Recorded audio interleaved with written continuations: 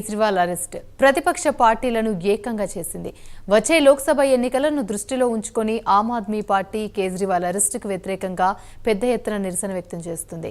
కేజ్రీవాల్ను enforcement directorate arrest చేయడాన్ని పార్టీకి చెందిన ప్రముఖ నాయకులు బహిరంగంగానే ఖండిస్తున్నారు. తమ నిరసనను ఇక సోషల్ మీడియా వైపు తీసుకెళ్తున్నారు. వెంటనే ఆప్ నాయకులు ఎక్స్ ద్వారా డీపీ ప్రచారం మొదలుపెట్టారు.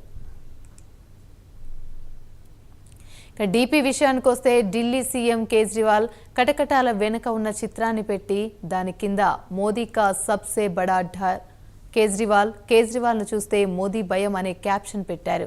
ఈ మెసేజ్ను ప్రతి ఇంటికి చేర్చాలని ఆప్ పార్టీ నిర్ణయించింది. సోమవారం మధ్యాహ్నం 3 గంటల నుంచి దేశవ్యాప్తంగా సోషల్ మీడియాలో ఆప్ టీపీ క్యాంపెయిన్ మొదలు పెడుతోంది. పార్టీ కార్యకర్తలు, నాయకులు తమ డీపీలను మార్చుకుంటున్నట్లుగా ఆప్ నాయకురాలు అతీష్ చెప్పారు.